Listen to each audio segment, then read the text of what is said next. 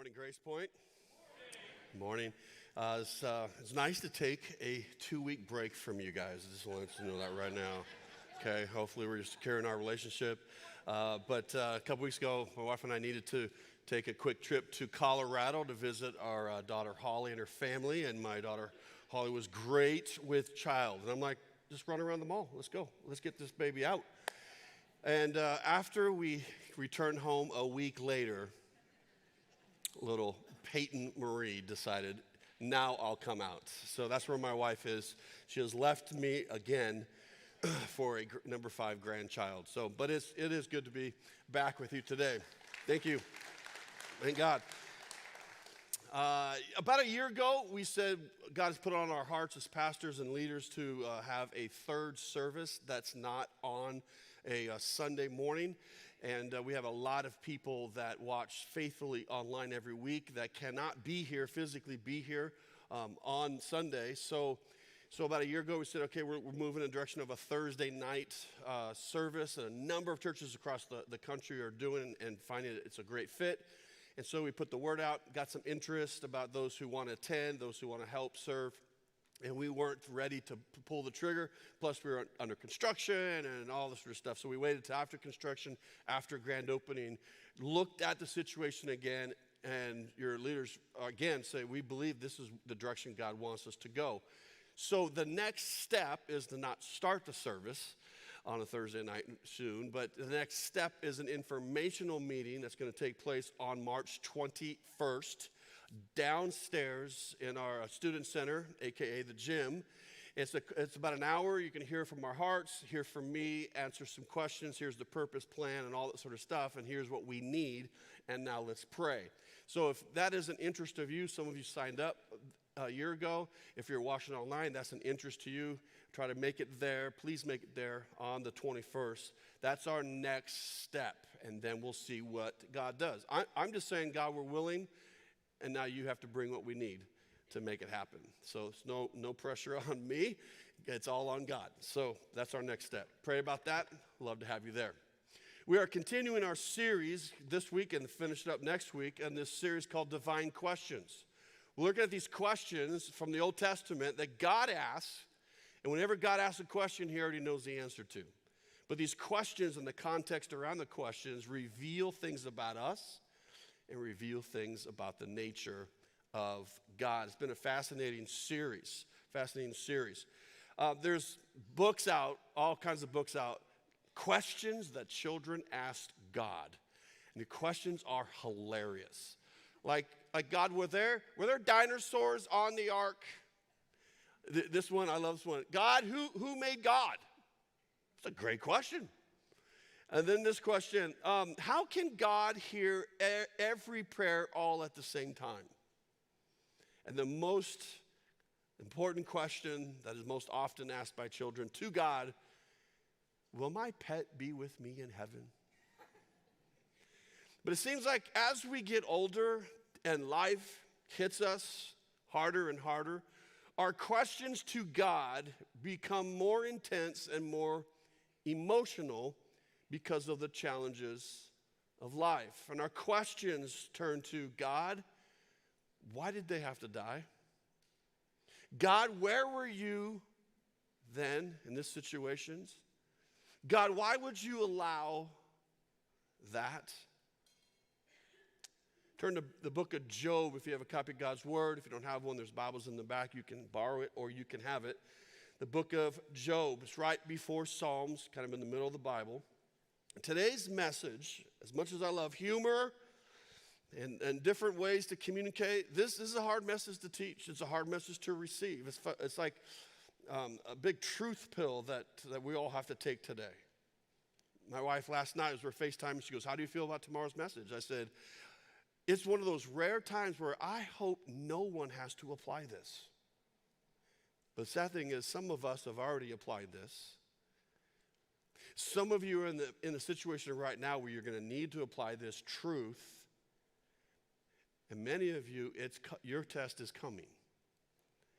And may God use this to help you. Because what's the most often used question we ask God is the question of why. Why? God, I don't get it. And this question of why we often ask, I have often asked, when we're confused, when we're disillusioned, and even when we're angry at God. Now, the central point today is very different than normal. It's actually two parts. It's a statement and then a question. The first statement is this, is that 95% of all of our pain and suffering is the result of sin. You look at any pain and suffering in your life, 95% of it is someone sinned, whether you sinned and you kind of splashed your sin on yourself and those around you, or someone else sinned and their sin splashed on you and splashed on people that you love and care about. But what about the other 5%?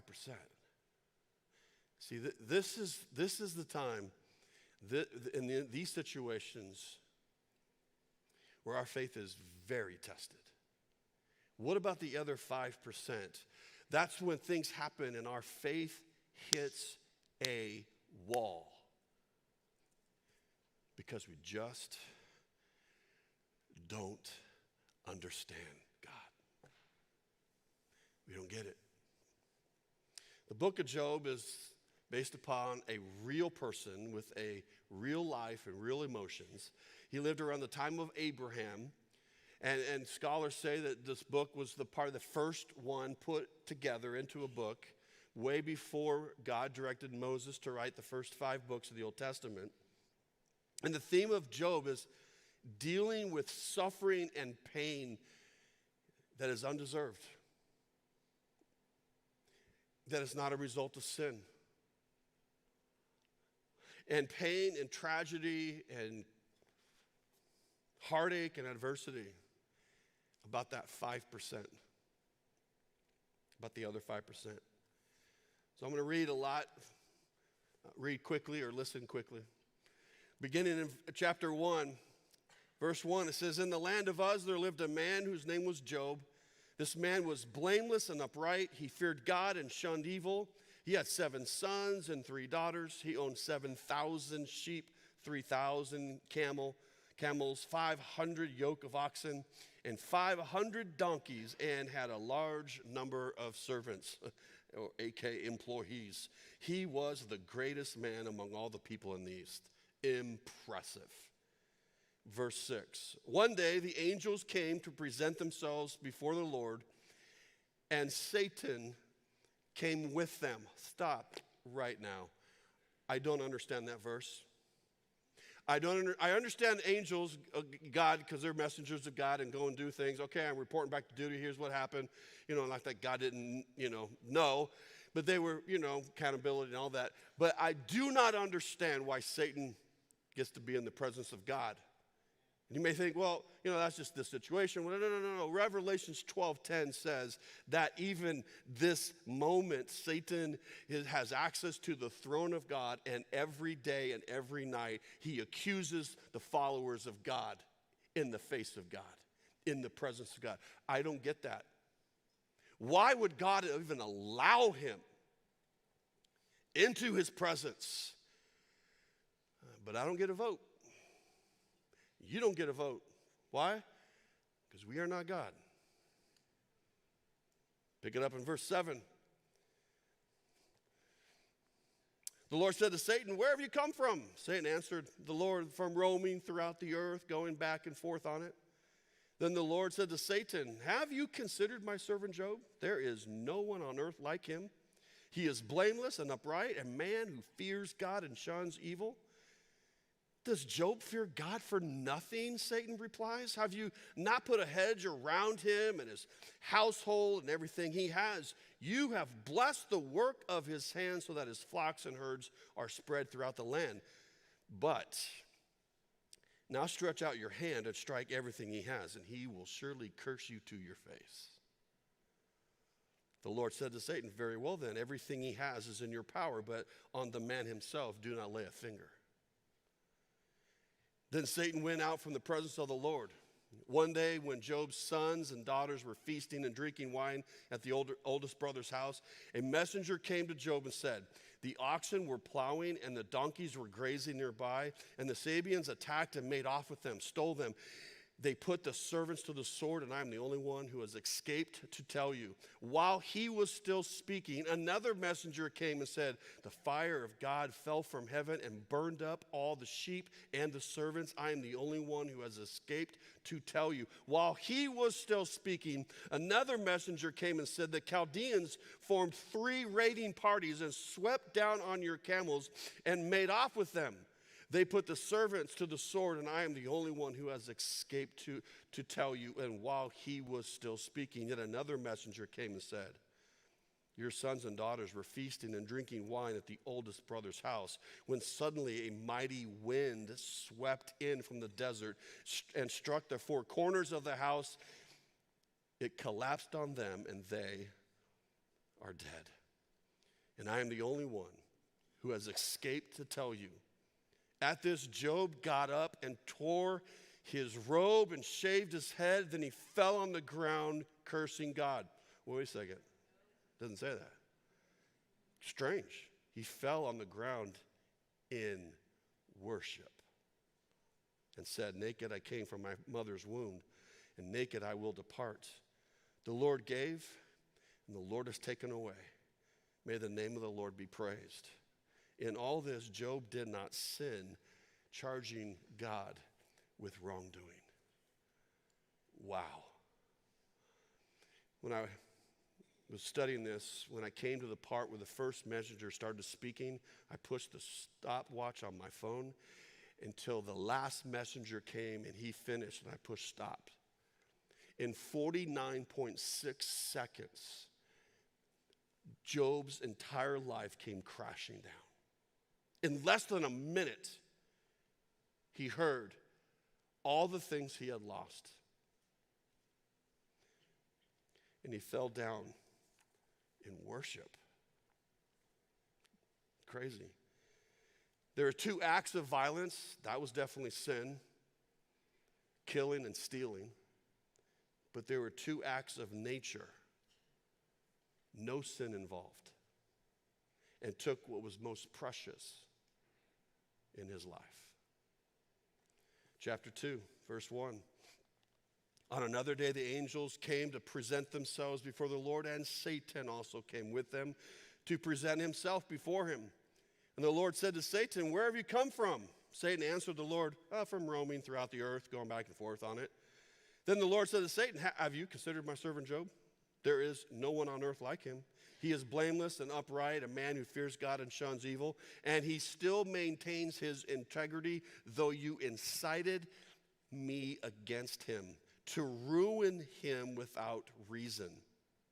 Skin for skin, Satan replied. A man will give all he has for his own life, but now stretch out your hand and strike his flesh and bones, and he will surely curse you to your face. The Lord said to Satan, very well then. He is in your hands, but you must spare his life. So Satan went out from the presence of the Lord and afflicted Job with painful sores from the soles of his feet to the crown of his head.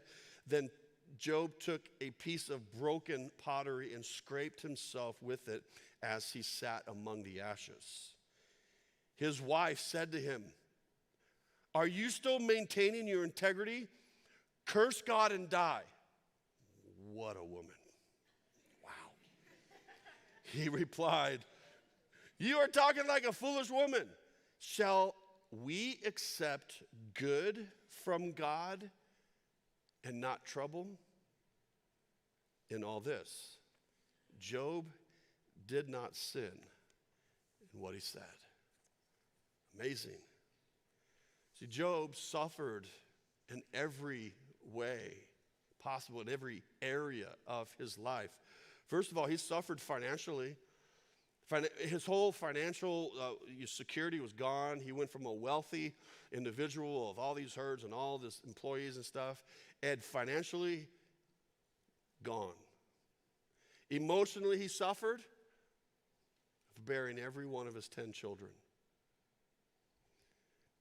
Physically, he suffered Now, if you go through the book of Job and you find every place that describes his physical ailments and the pain and suffering, you're going to find this. He suffered with boils, something like smallpox everywhere, inflamed sores, itching, loss of appetite, depression, loss of strength, worms in his boils, difficulty breathing, darkness under his eyes, foul breath, loss of weight, continual pain, blackened and peeling skin, and a fever. Horrible. But he also suffered relationally. His wife turned on him. His friends are going to turn on him. But I think one of the areas he suffered the most is he suffered spiritually, in the spiritual realm. Why did he suffer? Because through most of his story, God is silent. Has God ever been silent with you? Get in my line. Trying to serve him, trying to obey him, trying to teach his word, and silence. I've gone months at a time when God is silent. Drives me insane. First I checked, do I have sin in my life? You know, that's why you're not hearing my prayers. God's like, nope. Just keep moving forward. Brutal when God is silent. Turn to Job 31. See, from chapter 4 through 37, Job has 3 friends, and I use that word friends very lightly. They were winners. These friends, they ridiculed him, they debated him, they accused Job of sinning. This is why you're having all these problems, because obviously you're sinning, you're hiding your sin. And they did it with this haughty, arrogant, holier than thou, guilt-ridden or guilt-laden, attitude. I mean, really, seriously, these are the friends you just need to slap. All 3 just need get out of here. But it's just constant, and Job's trying to reply to them and answer, like, no, everything you're saying I have not done. But in chapter 31, it's like he's getting emotional. It's like his blood pressure's rising when he's defending himself to his friends. But then I believe that his emotion begins to leak out of his frustration against God himself. Because in chapter 31, he's saying, okay, I understand that if I didn't help people in need, but I did. I would understand God's punishment if I ignored the fatherless. No, I took care of the fatherless. I could understand if I put my hope in wealth, which I didn't. If I tried to hide my sins, like you're accusing me that I didn't. But if I get it, if I didn't have control over my mouth, that led to sin. And if I was afraid of what other people thought, I mean, he just starts going over all these things in his defense. But his emotion and frustration is rising. But then in verse 35, he turns to God and his anger leaks out against God. He says, oh, that I had someone to hear me. He's talking about God. I wish I had someone to hear me. I sign now my defense. Let the Almighty answer me. Let my accuser put his indictment in writing. Surely I would wear it on my shoulder. I would put it on like a crown. I would give him an account for every step. I would present it to him as to a ruler. Uh-oh. He just crossed a line. He just crossed a line he shouldn't have crossed. Now, in case you're wondering, let me just answer this question that some of you are asking. I'll state this. Asking God why is not wrong. God knows we're human. Asking God, like, seriously, God? Why? Why them? Why me? I've asked that question in anger. God did send a lightning bolt down and made my hair even more curlier than it already is naturally. God, see, asking God why is not wrong. God gets our humanity. God gets our weakness. God gets our frailty. However, demanding God answer to us is. And That's where he crossed the line. Oh, I wish I had someone to hear me. Let the Almighty answer me. Woo. Now, before God responds, and he does, and whoa, what a response. And God asked a question, that's one of the divine questions for today. We'll get to that. But in context of that question, in context of this whole story, here's some things that we learn about ourselves. First of all, come on, let's be honest. We can quickly run to self-pity, all of us. Like, God, seriously? Why? God, it's not fair. Come on, seriously. Have you ever whined to God? Raise your hand. If you whine to God, you're in church. Raise your hand if you don't be lying to God. Okay? It's very natural. It's like, come on. I have acted like I'm the only human being to ever go through something hard. Do you know of someone like that? Do you have a friend? And that's you?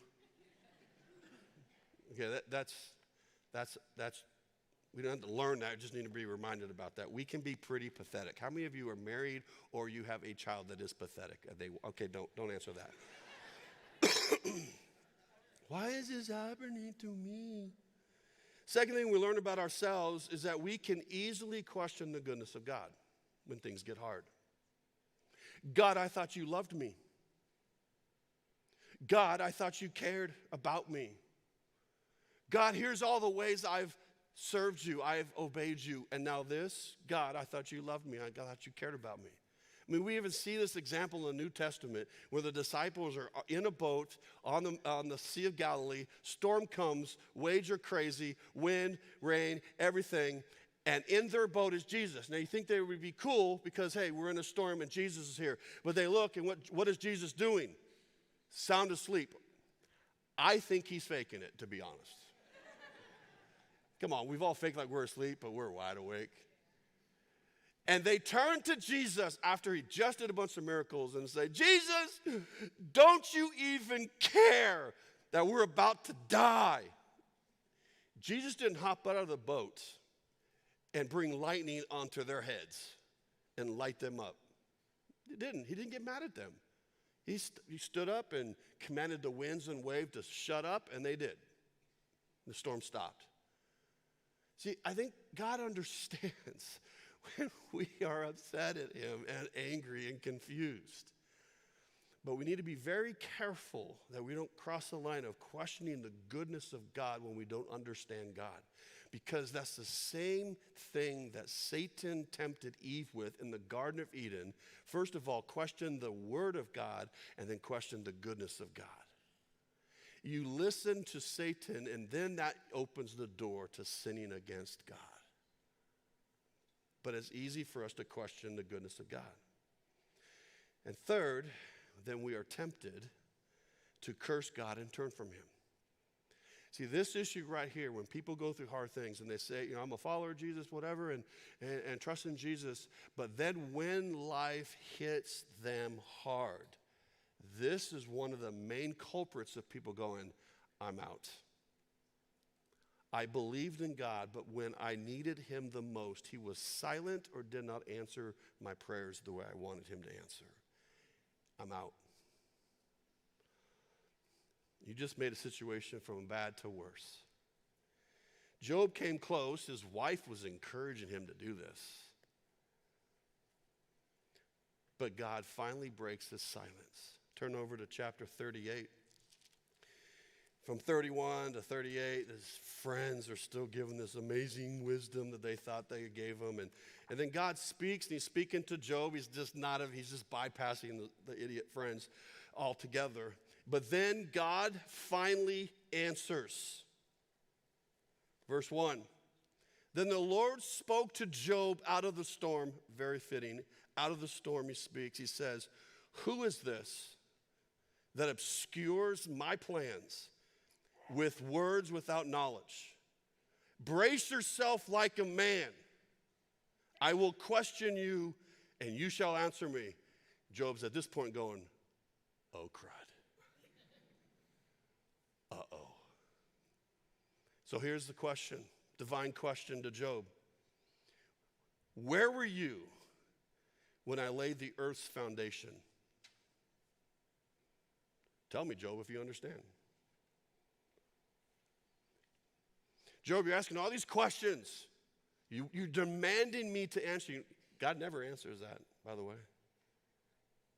Where were you, Job, when the earth's foundations were laid? Oh, God's not done. Verse 5. Job, who marked off its dimensions? Surely you know.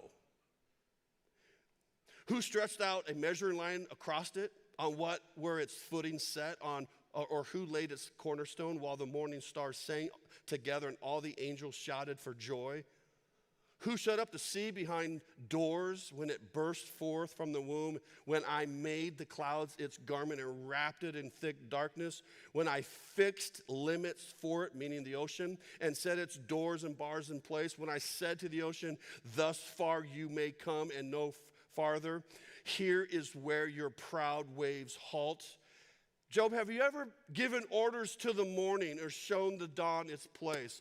And God goes on and on and on. Question after question after question after question after question after question.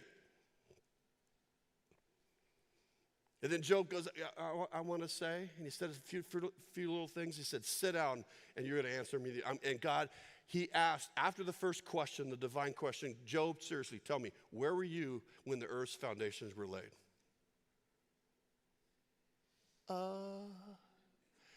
After that question, God asked Job 89 more questions.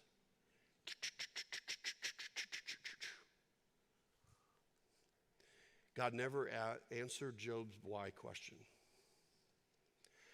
I cannot remember a time when I, in my confusement, in my disillusionment, even in my anger, I've asked God why. I can't remember God ever telling me the reason.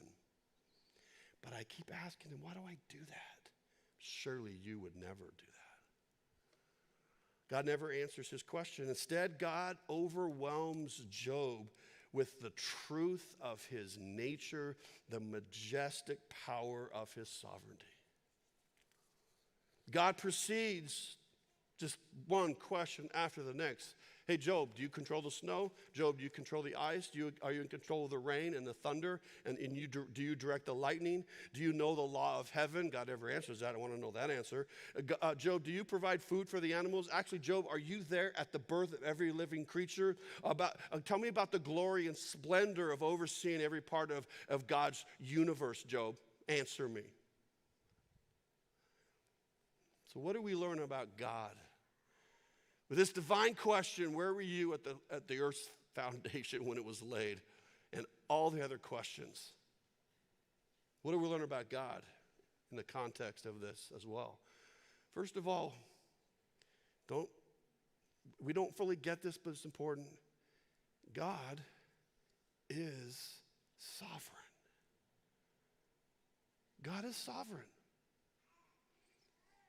You see, we understand this intellectually. We may be able to scratch the surface theologically that God is sovereign, but our humanity has its limits. We cannot fully grasp. We cannot fully understand. We cannot fully comprehend that God exercises complete authority over every aspect of his creation, and his authority is limitless. He is God. We are not. The second lesson we learn to God, or be reminded, is that God ultimately is full of compassion and mercy. This is where we struggle with it. The truth is, ultimately he is.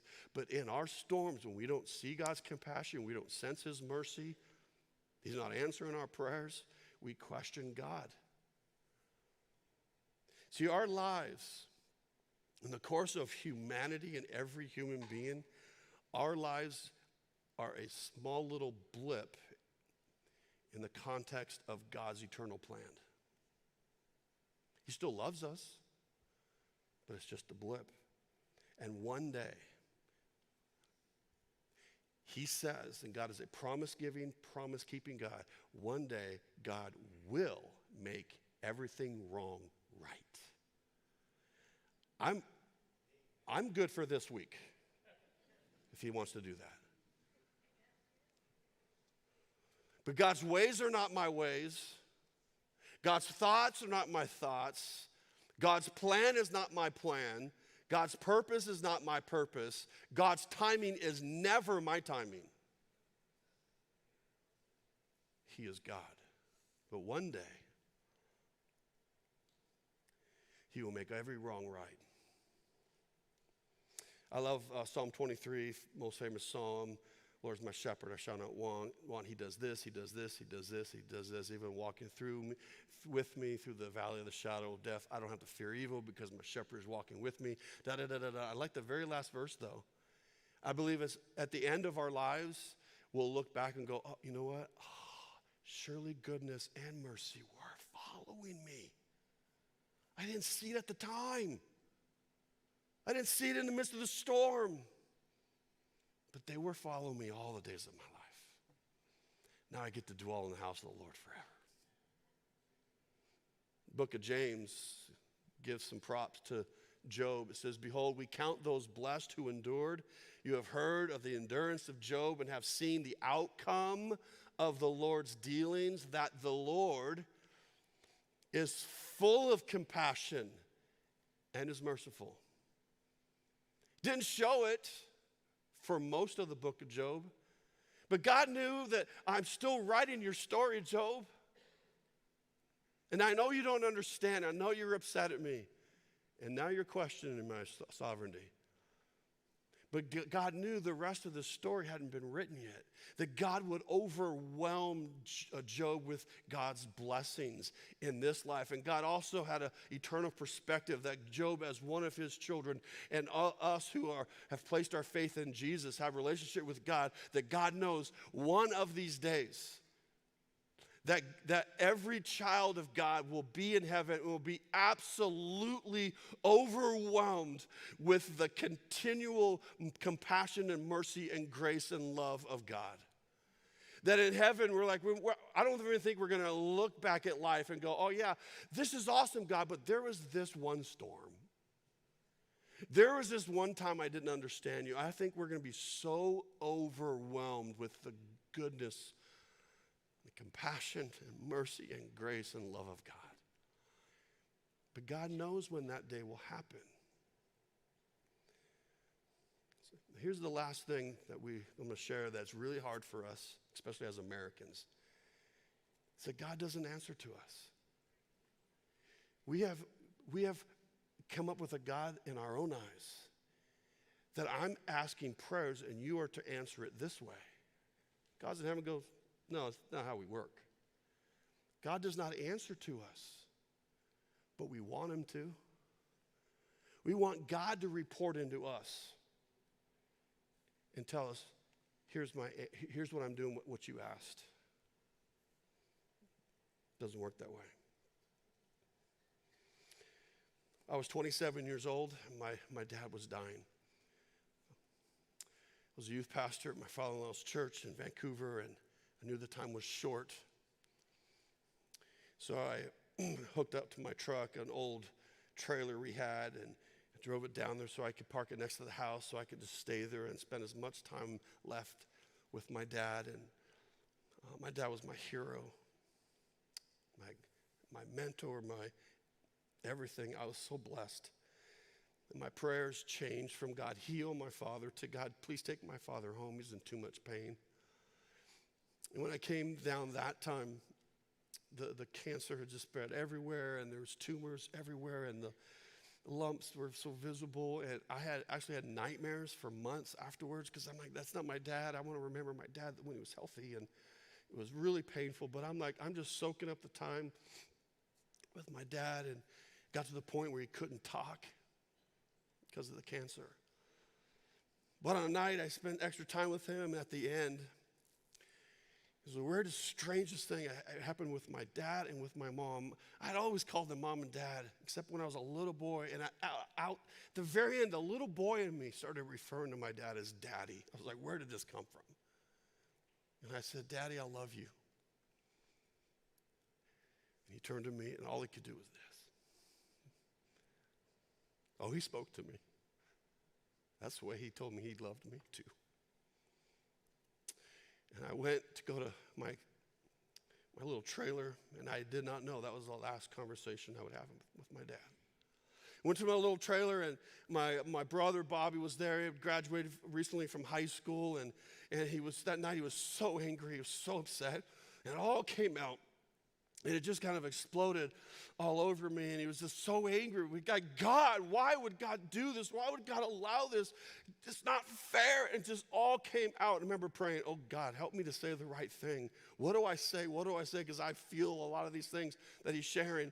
And God gave me something to share. And after he calmed down, I said, Bobby, the truth is, God is going to do whatever he is planning on doing, because he is God.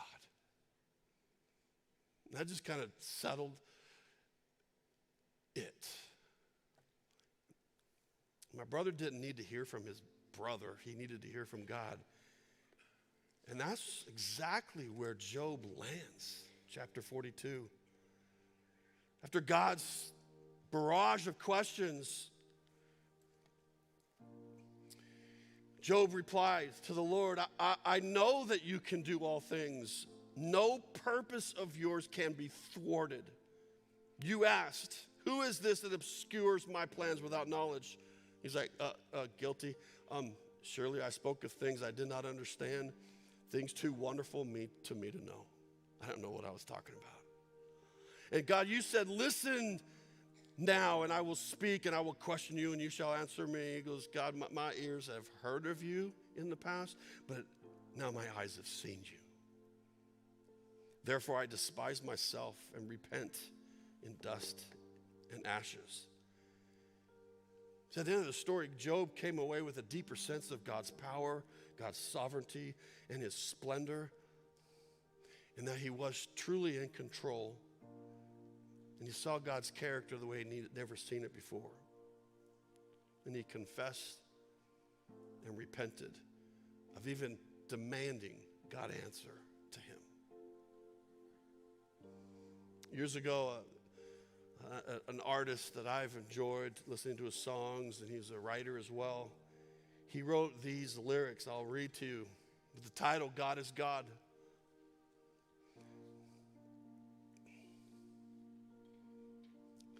Before I tell you this, read the lyrics. Let me tell you a brief story about Stephen Curtis Chapman. Years ago, him and his wife and the family adopted this little girl from China. They gave her a name, Maria Sue Chapman. When she was, a couple years later, she was 5 years old. And when she looked out the window and she saw her older brother, he was around 17, he was coming home from school. When she saw her older brother driving slowly up the driveway, she burst out the front door and unseen crossed in front of the Toyota Pathfinder. And the 17-year-old, doing nothing wrong, hit his sister. And that was the last day of her life. And the entire Chapman family rocked to the core. Stephen Curtis Chapman wrote these words. And the pain falls like a curtain of the things I once called certain. And I have to say these words I fear the most. I just don't know. And the question without answers come and paralyze the dancer. So I stand here on the stage, afraid to move, afraid to fall. Oh, but fall I must on this truth that my life has been formed from the dust. God is God, and I am not. I can only see a part of the picture he's painting. God is God, and I am man. So I'll never understand it all, for God is God. And the sky begins to thunder, and I'm filled with awe and wonder, till the only burning question that remains is, who am I? Can I form a single mountain? Take the stars in hand and count them? Can I even take a breath without God giving it to me? He is first, and he is last, before all that has been, beyond all that will pass. God is God, and I am not. I can only see a part of the picture he's painting. God is God and I am man. So I'll never understand it all. For God is God and I am not. That's the 5%. That's when we take that ultimate faith course that some of us have already taken. Some of you are entering this course. Some of you, the test is coming tomorrow or in the future. But just last December when Stephen Curtis Chapman was still on tour and he was asked, because his daughter, that happened 15 years ago, and they said, how did you deal with it? How are you still dealing with it? Because you never get over that loss. You never recover on this side of eternity. And here's Stephen Curtis Chapman's reply. He goes, there is humility in knowing, God, you are God, and I am not. What I have done by God's grace is to say, God, you are faithful, and you are good. I don't understand this, but believing and knowing ultimately healing is going to come, and you do wipe away every tear from our eyes. And all these things that are broken are made whole again. But in the meantime, or until that day happens, I'm going to trust in you. I'm going to keep on singing about your goodness and faithfulness. See, the book of Job doesn't ask the question, where is God in my pain? The book of Job asks us the question, where are you in your pain with God? And that's their ultimate faith test. Oh, please do not walk away from God when you don't understand him. Please do not walk away and write off God when he makes no sense and you're hurting so bad. You're joining a long line of followers that, okay, we don't get it, we don't like it, it hurts so deeply, but we are choosing to still trust that you are God, you are good, you are faithful, and one day you will make every wrong right. And we'll be overwhelmed with the goodness, mercy, grace, and compassion of God. Would you pray with me? God, you know where I've been and what's around my corner that I'm completely clueless about. You know every person in this room or watching online what they have been dealing with or will deal with in the future. And God, I pray that the truth about who you are, that you are sovereign, that you ultimately will bring all the compassion and mercy to us. But also, the God, help us understand the truth is you don't answer to us because you're God and we're not. Lord, I pray that this big, thick truth medicine today, even though it's tough to swallow, Lord, I pray that it will strengthen our faith when we don't see you or understand you. God, please help strengthen those who need it desperately right now. And I pray in the future that you would bring back to memory those when they enter this faith test, remember your truths that were taught today. And God, I pray that you come back soon and make all the wrongs right. We pray this in Jesus' name. Amen. If you are needing prayer, I'm so thankful and grateful that God has brought up again our prayer team. If that is you today, just go over to the cross. We have people that would just be willing to pray with you. They don't need to know the whole story, but they can just pray with you. And I pray that that you will turn your eyes to Jesus and look full in his wonderful face when you don't understand him. If you're new with us today, Grace Point, thank you so much for choosing to be here. Please swing by guest services. We have a gift to say thank you. May God richly bless you. I love you. Have a great day.